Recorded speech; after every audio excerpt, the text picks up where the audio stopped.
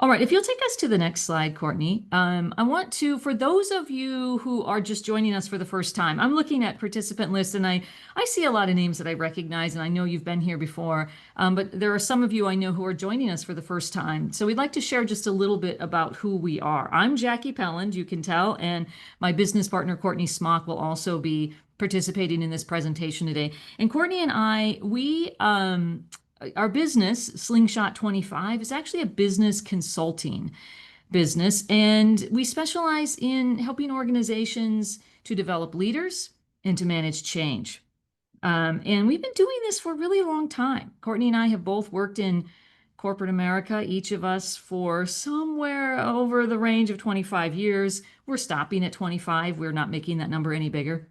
But we've been doing this for a long time, and we love to take this opportunity. We've been, learning for those 25 years, and we love to take this opportunity to share some of our insights with you. So if you want to take us into the next slide, Courtney, these are the kinds of things that we love to share with our clients and with people like you who join us on these sessions.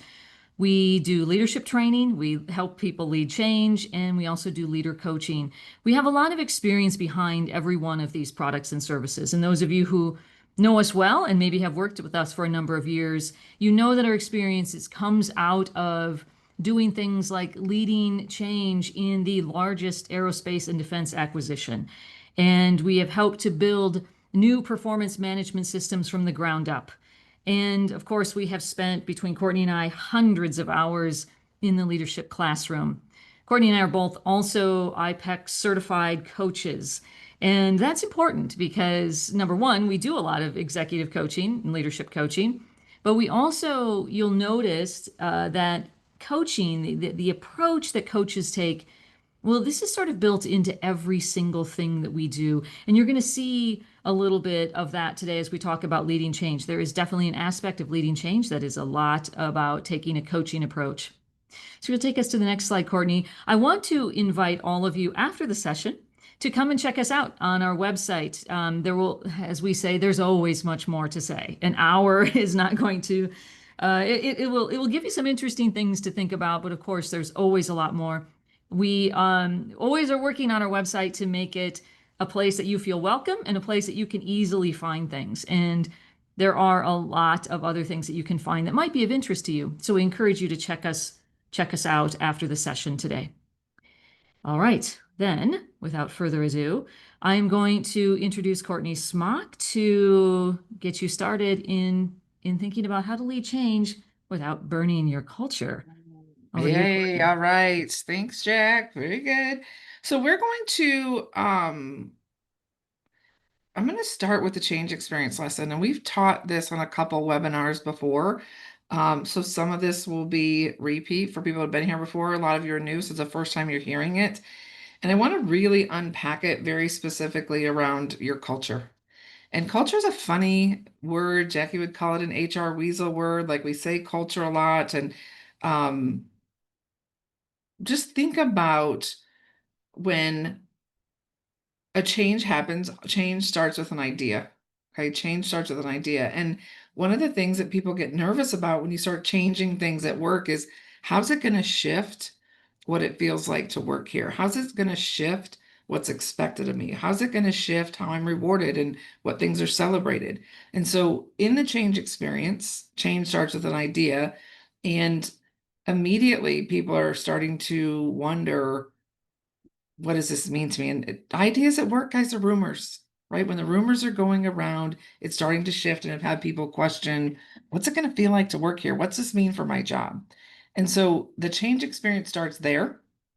As you move through your work, you have an idea to change something, you start collecting information, collecting data, doing business analysis, because you want to get to a business decision, right? And one of the places where you really start to notice what it feels like where you work is how you make business decisions, how you communicate business decisions. And that's part, like, you don't even realize, but there's just certain norms around who gets to decide, how we decide, who gets consulted, who gets included, even how you handle ideas oh, it's an idea and we're just thinking about it versus it's a decision, we're ready to go do it. You guys have norms around that are your culture, right? It's how we do it here. We know that these three leaders have to be involved. We know that this group of people is going to take a while and gather another a lot of input before they decide. We know that this in our culture, we're quick to make decisions and we have really good processes and expectations that when we decide, we move. I don't know what it is in your culture, but just notice how decisions get made where you work.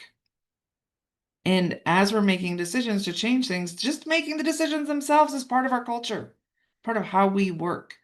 So when we have an idea, we're deciding what to do, and we that's part of the change experience. Like things are squishy and open, and anything's possible in the idea stage. We start gathering information to make a decision. Once it's decided, the healthiest cultures we know are really good about making decisions, really clear when decisions are made, and we coach our leaders to communicate those business decisions. And that can actually help the performance of your organization quite a bit. Flip that over. We see a lot of organizations with when we say like burning your culture to the ground, we see the output sometimes of the change experience where your culture, where people used to know where they worked, where they were heading, what the vision was, because we've changed something and we're not really good at decision making, we're still deciding, or we have decided and we didn't communicate it, you start to see it impact your culture. People don't know what's expected of them. People don't know how to do their jobs. People are waiting for information or they're waiting for tools. And this is where we say the change event is the moment the old thing stops and the new thing begins.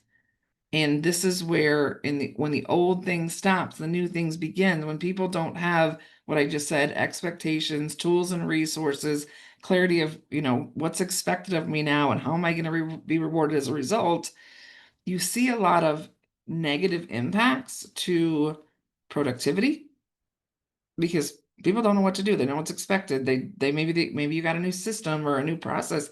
They haven't learned it yet. It's hard to be productive in that period of time when the old thing stops and the new thing begins.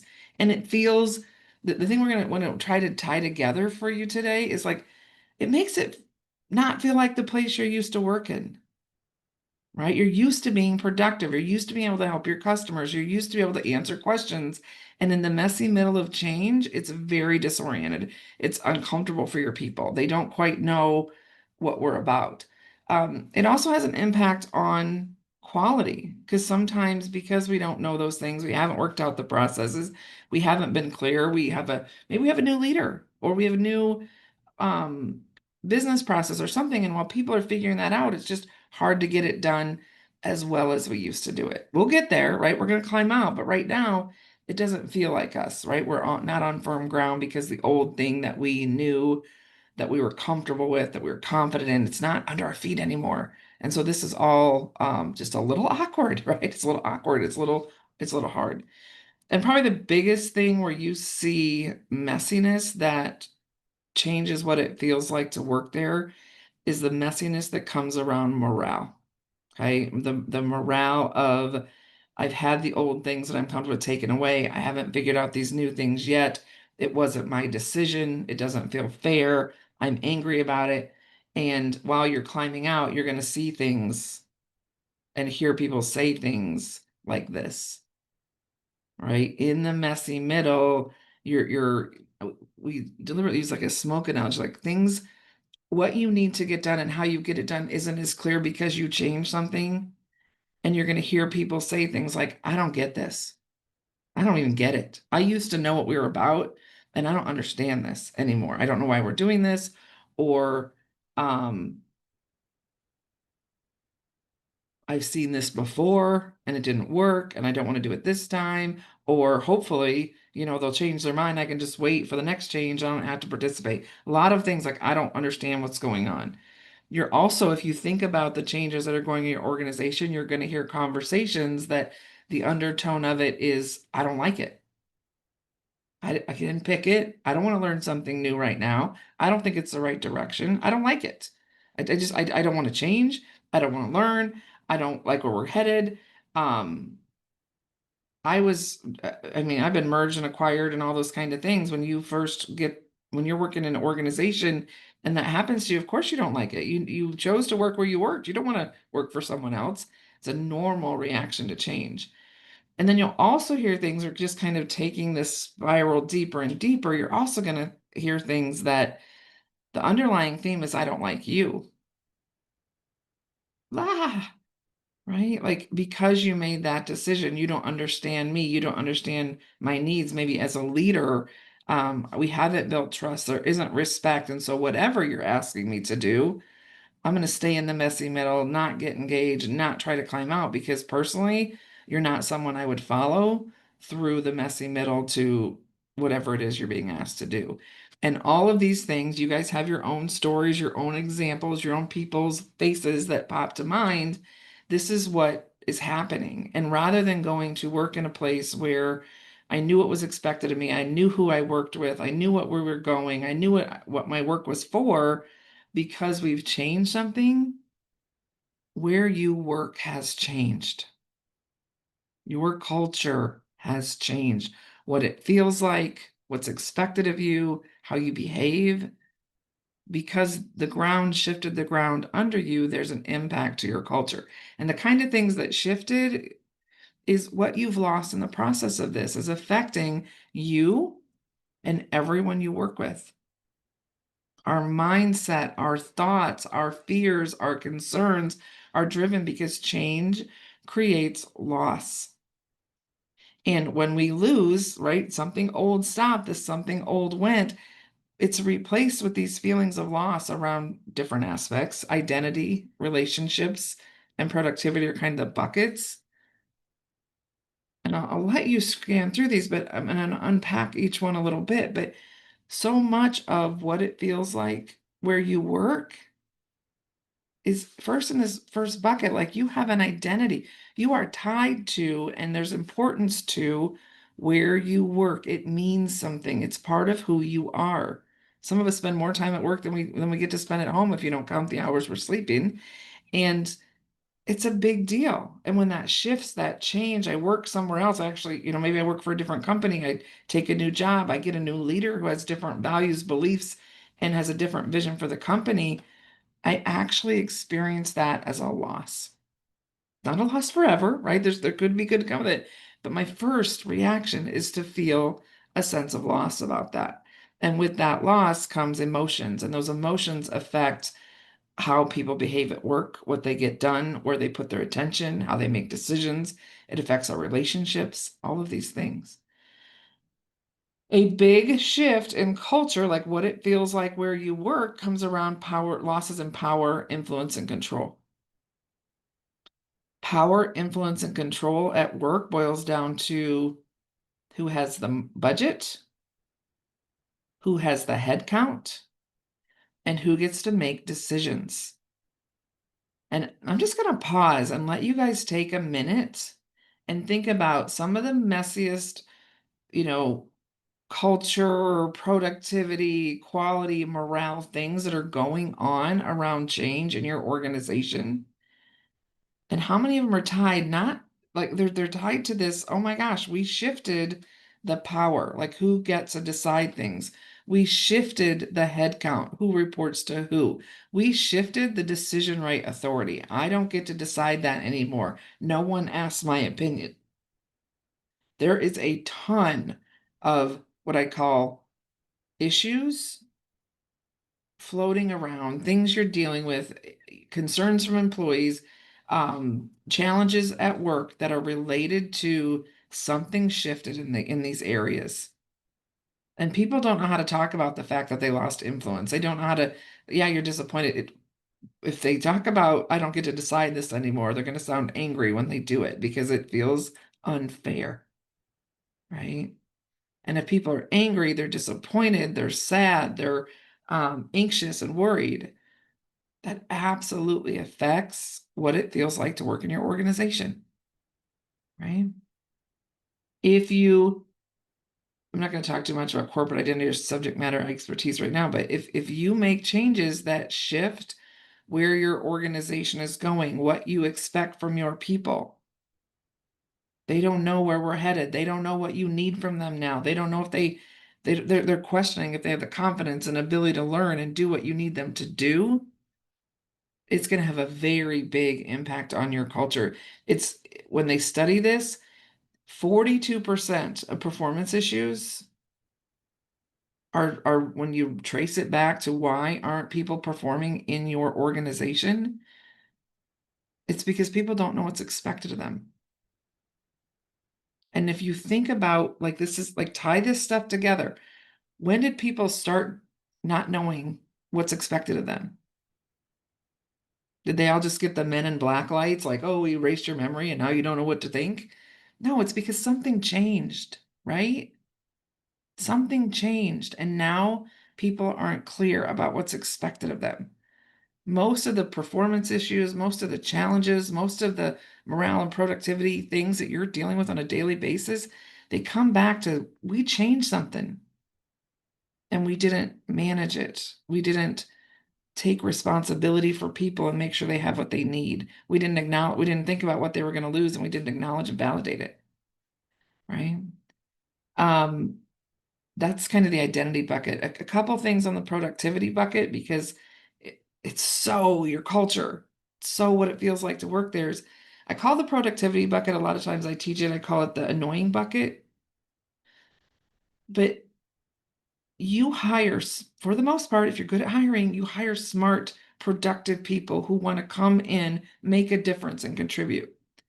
And they liked work before your change, they liked coming in and helping customers. They liked being able to complete things. They liked being able to, at the end of the day, look at the work they did and know they were part of it, right? That there's purpose and meaning in their day. And when we change things that disrupt their routine, like make them have to learn new things, the tools aren't efficient, we change things out and the processes aren't capable. It's hard. It's a big loss for your people. They want to climb out, be productive. They want their tools to work. They don't want to do dual entry. They don't want to have to double check things, right? So pay attention to how the things in this productivity bucket, how is it making it feel in your culture? How's it, where are people's energy, attention, their efforts going? And are they able to be productive in the environment you've created since the change? And if there's not, what can you do about it? What investments do you need to make? Whether that's in actually upgrading tools or um, doing some lean events and making sure your processes are capable, communication and training so that people know what's expected of them, and you know maybe checking in and saying, hey, can they do this? Where are they struggling? These things have a big impact on what it feels like to go to work every day. And then the middle bucket, this is kind of like the dark horse, right? Our work boils down to our relationships. Who do we work with every day? Who sees us? Who do we trust and know? And so when you think about what it feels like to work where you work, notice how much the people relationships have been impacted by what you do. If you get a whole new team, a whole new boss, it is going to feel different to go to work because and Jackie will say more about this, but what it goes to work at your company, what it feels like to work at your company is what it feels like to work for you, what it feels like to work with your peers. And so when those change relationships, who you work with every day, who you work for, when that changes, it's a culture shift for you. And I'm sure every one of us on this call has had a situation where I had a boss, I had a job, I knew them, they trusted them, they helped me grow, they invested in me, and it felt a certain way to work there. And I stayed at the same company, but I got a new boss, and now it was like I didn't recognize the company anymore. And the only thing that changes was one person or one teammate or one, you know, person that you interact with on a daily basis. Who we work with, how they show up, and the relationships we have them has a big effect on how people experience the culture of their organizations, bigger than we realize. So I think I'm gonna pause there. Jackie, is there anything that you would want to highlight or add on anything I've talked about so far? Well, of course, Courtney.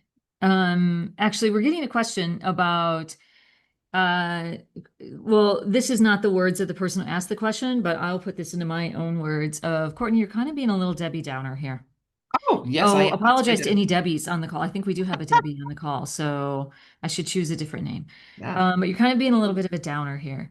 Why aren't you also talking about the things associated with the things people gain Oh, when yeah. we So experience I'm change? not happy until you're not happy. That's usually my motto.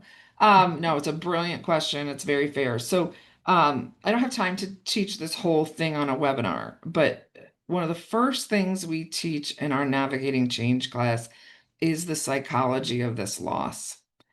And our brains are wired with a cognitive bias called loss aversion. And essentially, it says that our brains are always going to process change as a threat first. I'm always going to be Debbie Downer first. And it is not that you cannot do change management and lean into embracing it first. Yes, you can embrace change eventually. Yes, there are good things doing it. Yes, when you communicate your business decisions, you should absolutely tell people the benefits they're going to get.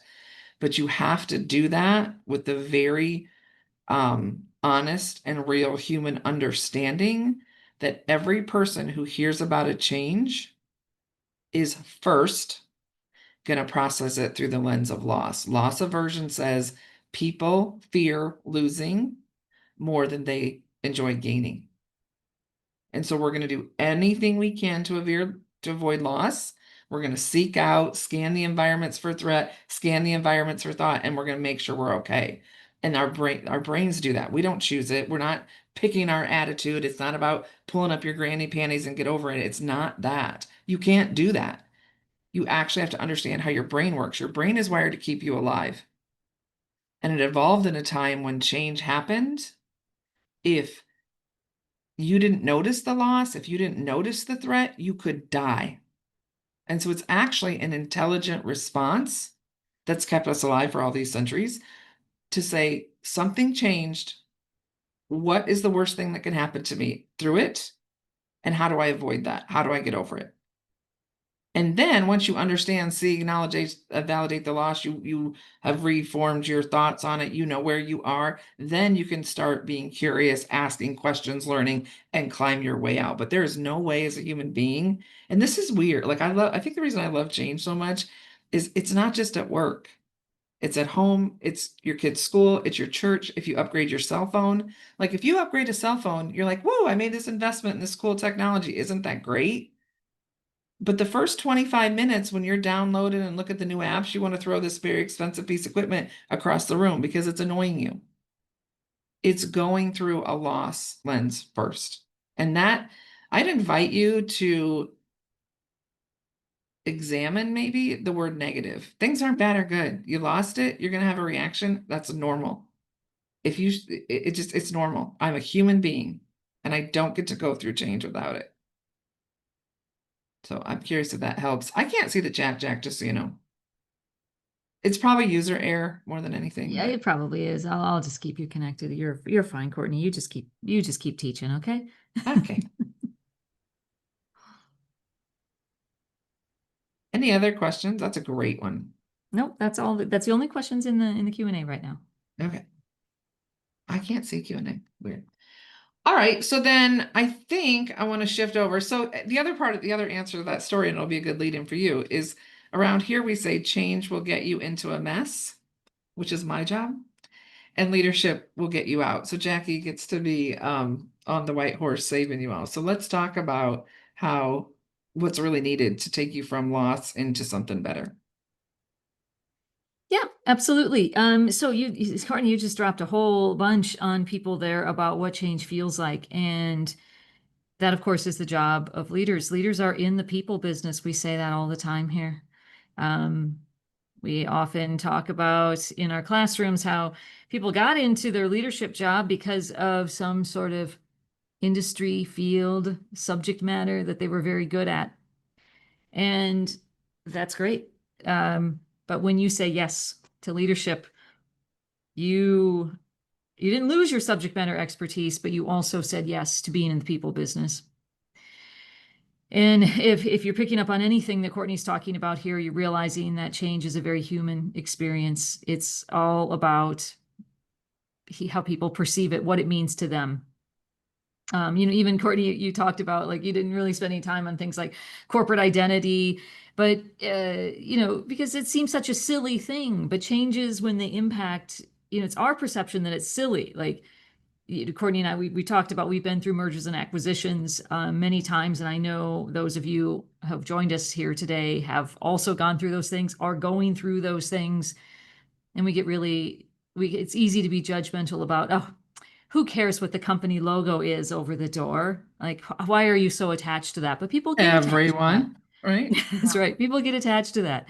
And we can do things like get kind of dismissive of that. That's not our job. It's not our job to judge. It's not our job to be dismissive of those things because that's how people experience change. And if you're a leader, you're in the people business. So you're looking at on the slide now, um, you're seeing the things that we do, and they're familiar to you. I know the first two at least are familiar to you, communication and training.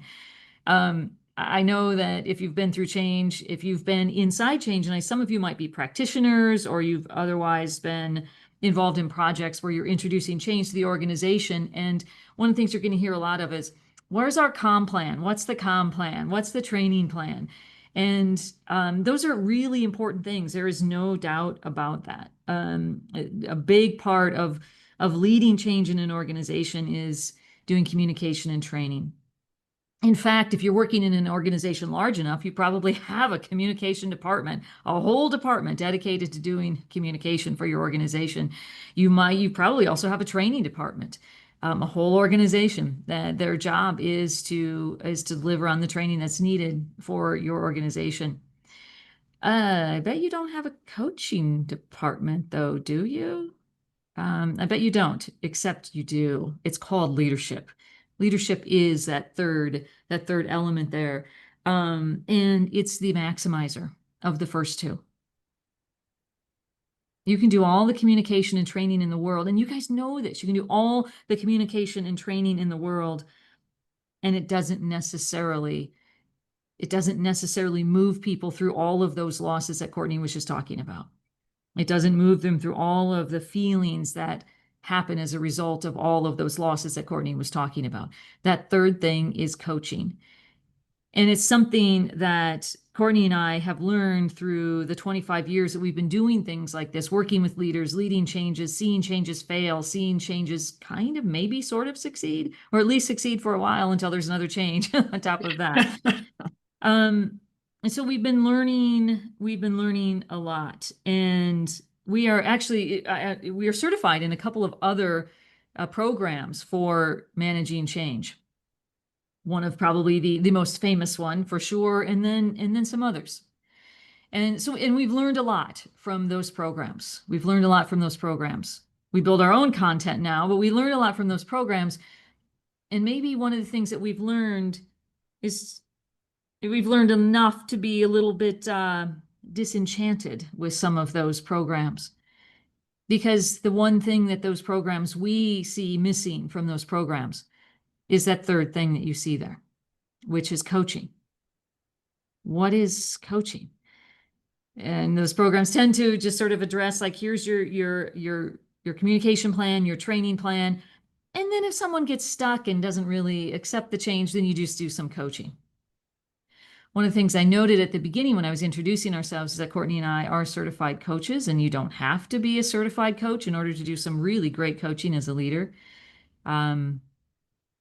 But this is what we mean when we say coaching is embedded in how we think about all of the things that we serve our clients with. Communication plus training plus coaching, that is actually what is going to build your culture around change. And it's that third thing that only leaders can do. Really, that only leaders can do, because coaching is personal. When someone needs, sort of be acknowledged and validated around their losses, there's no email in the world. There's no poster in the world. There's no executive speech in the world that is going to make a genuine, heartfelt, effective acknowledgement and validation of that loss. Only a leader can do that. It's personal.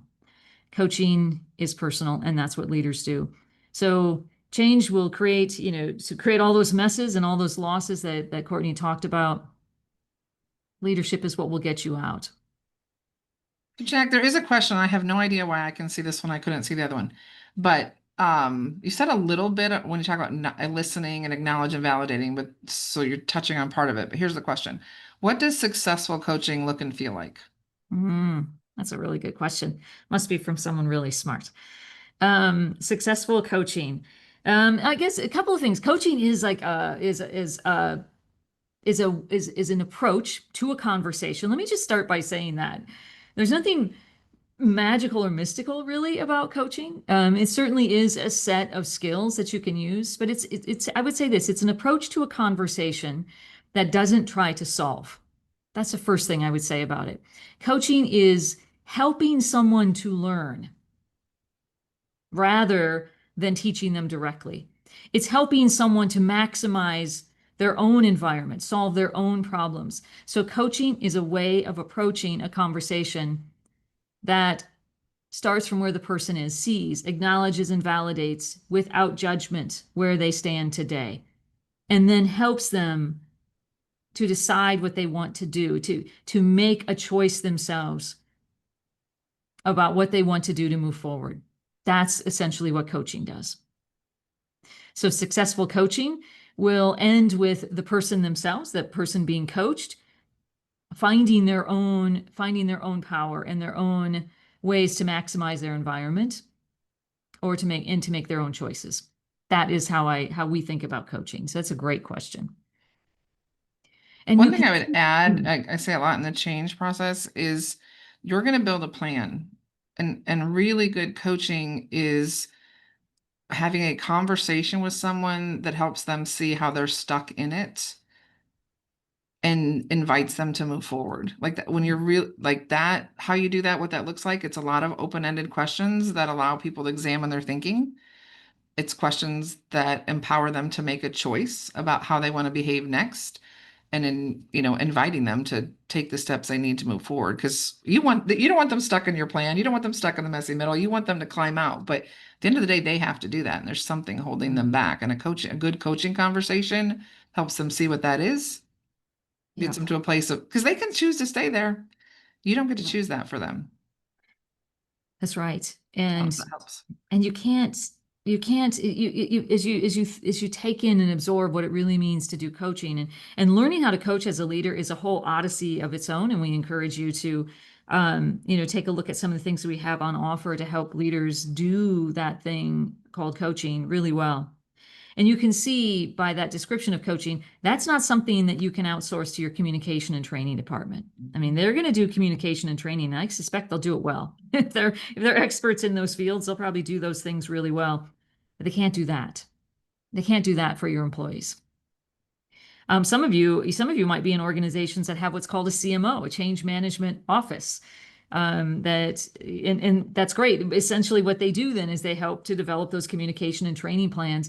And then what we suggest is that they also learn how to help leaders do the job of coaching, how to sort of push them in the right direction so that they understand the change well enough so that they're able to coach those in their care. All right, so if we just flip to the next slide, let's just put even finer point on this. Courtney, you said this earlier, something along the lines of what it feels like to work for your organization is what it feels like to work for your leaders, or you, if that's you. What it feels like to work for an organization is what it feels like to work for your leaders. We have an image of water on this slide because that's how we think about culture. The idea that, if you imagine a fish swimming in water, the fish doesn't know it's in water any more than we know we're in culture. You don't feel it. It's just around you and you can't even see it. I mean, imagine a fish trying to see the water that they're in. How do you see? And this is one of the trickiest things about working with culture is you can't see it. It's hard to work on something that is invisible to you. It's hard to work on something you can't see.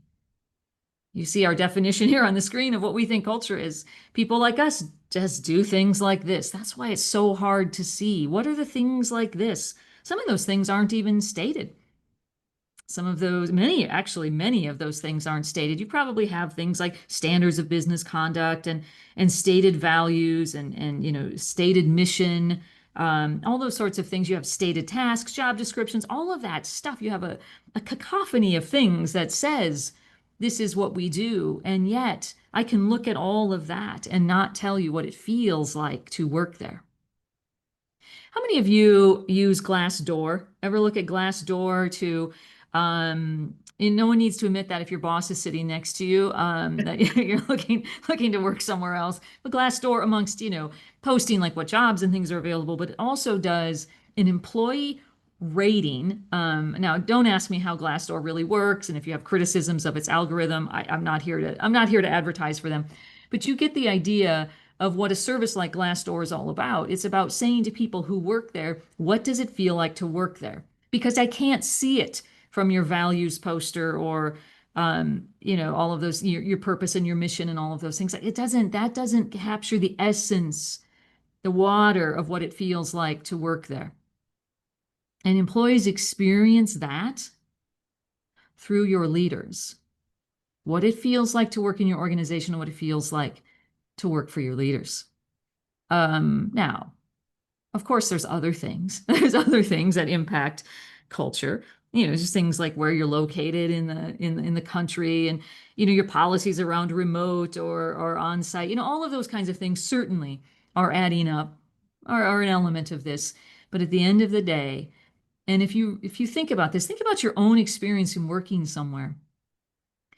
Why you chose to stay or leave, why it felt good or not so good, why you felt successful or not so successful. So much of that is tied to the person you were reporting to you were reporting to. Leaders have an outsized impact on the employee experience. They have an outsized impact on what it feels like to work there. And leaders then consequently, we're talking about leading through change today. Leaders have an outsized impact on that. When you have leaders, and we've seen this, Courtney and I have both seen this, we'll be having a conversation about what the change actually is, the substance of the change, the definition of what is going to be happening. And we'll start talking about, change management. And they'll be like, yeah, well, that's something for the change management team, the comms, the training team to worry about. Not at all. We would argue not at all. The communication and training teams certainly have important work to do, or teams or person whose responsibility to do communication and training, they certainly have important work to do. You can't get through a change without that. But at the end of the day, moving a change into your culture in ways that acknowledge and validate those losses and bring people along, that having leaders that understand that change first goes through the lens of loss before they can even start to think about the gain. No bright siding needed here. No bright siding is not helpful. Judgment is, judging others is not helpful. Leaders who understand that, who understand an approach to employees of acknowledge and validate those losses, and then invite people forward, invite people to make new choices, invite people to help maximize their own environment and make their own decisions about how they can move forward. No email can do that, not with any authenticity. So leaders are a big deal to getting through change. Leaders are a big deal to getting through change. So if you have somehow reduced your change management tasks to driving awareness through communication and knowledge through training, and on down the line through communication, largely communication and training activities, then you're missing something really big here. Something that maximizes all that other stuff, and that is leaders. Leaders who are showing the way on people like us do things like this. Love it. Add to that, Courtney.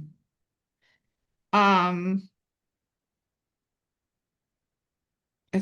think I already talked about it, but you listed all the things That decision piece is kind of the decisions and relationships are the sleepers.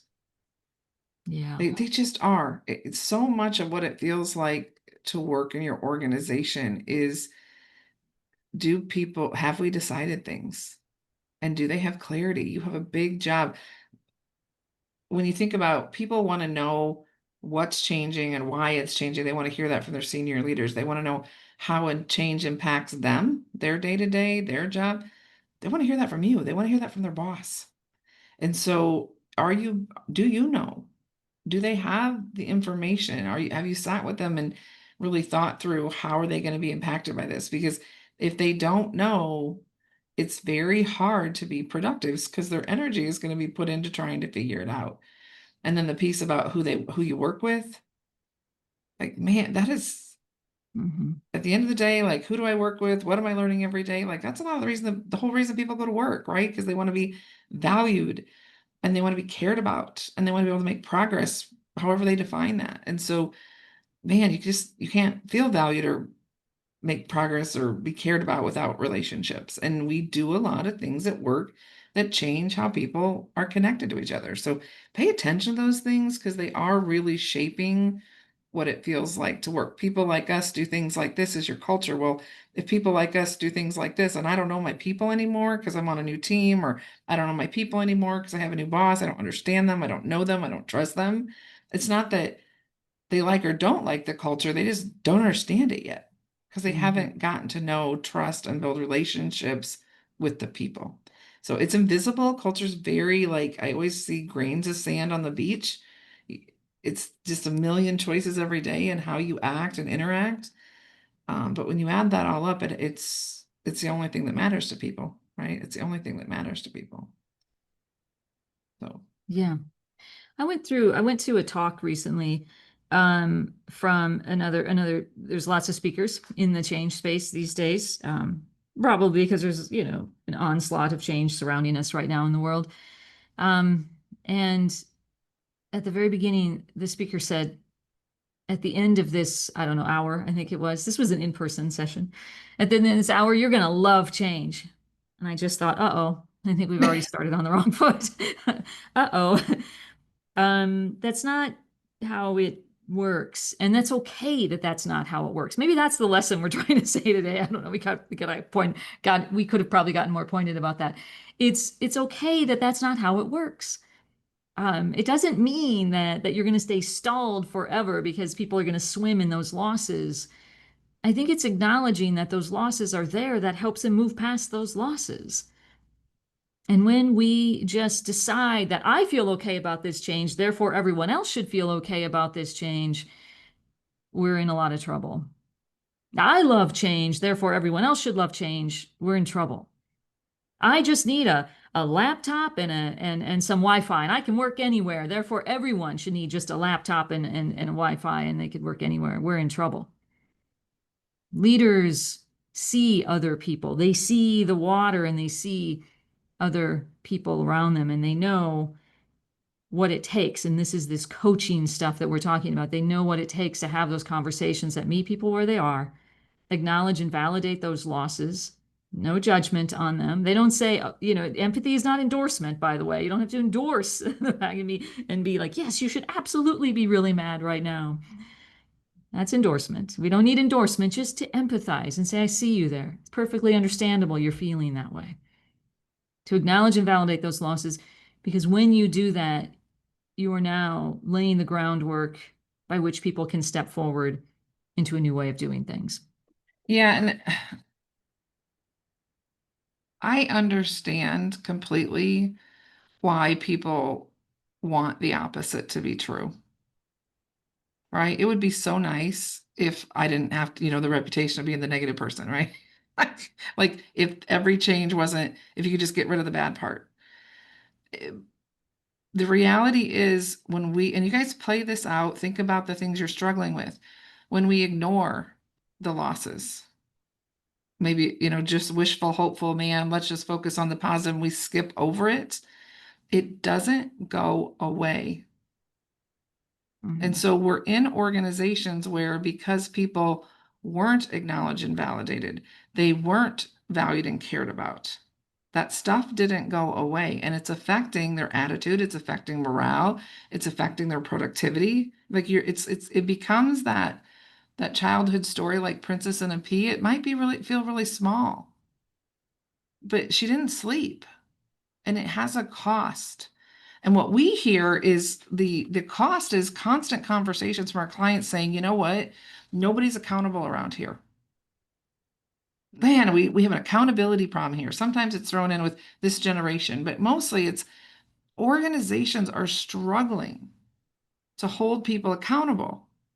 And no one can see, like, it's because you changed something. There's this princess and the pea thing going on. People don't know what's expected. You can't hold people accountable for something you haven't set an expectation for. They're not accountable because it's messy and they're not capable, right? The processes don't work. They're not trained on the tools. They can't be accountable if you haven't told them what to do and made sure they were able to do it. How can they be accountable? And if they don't like you, they don't like it, they don't want it, like they've not chosen to participate, they need the coaching or they're going to stay camped out on their island of grievance, discontent, anger, resentment, whatever. And they're not coming with you and they don't want to be accountable because they don't even want to do this. They're not bought in. Of course you have it. If you don't manage change, you've got an accountability problem. Mhm.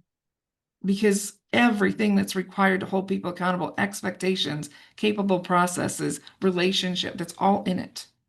Buy-in. Of course, you have an accountability problem. I mean, seriously, we have an accountability problem all day long, every day.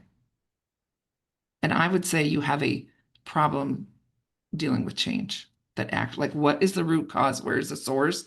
Show me one of those problems that doesn't back into you change something and people don't what's expected of them. It doesn't work. They don't know their leaders. They don't trust the people they're working with. It started there. I would love it if anyone has a performance issue that didn't start with a change because I'm trying to find one. I haven't yet. I keep Mm. asking. Right. Well, maybe someone will give you one, Courtney. Maybe someone will. All right, should we wrap this up? Yeah, let's do it. Jackie Let's and I would sit here for like 2 hours, so we probably better keep moving. yeah. All right. I'll do this. Um, You want me to okay, wrap it yeah. up, Jack? No, no, this is your class. Tell them all Yeah, about the class you've so got coming up. we Go. are doing twice a year, we do a public offering of our Navigating Change class. This class is virtual, it was built during COVID. It works virtually, 3 sessions of teaching, no, 4 sessions of teaching, 3 labs. The lessons are around just what we talked about, the change experience, how to make and communicate business decisions, how to assess the impact of what you're doing, pay attention to what people are going to lose, and how do you build a plan? That's the last part that makes sure that people feel valued, cared about, and that they can make progress in your organization. How do you create a culture where people can be accountable? So that's what we teach. It starts September 17th. I'd love to have you. If you want to bring a friend, they can come at a discount. Just email me at Courtney at Slingshot25 if you want in on that. And then, of course, we are here. Slingshot exists to build better leaders. The world needs better leaders. So we have resources for you, articles, our newsletter. If you found our webinar, you made it this far, great.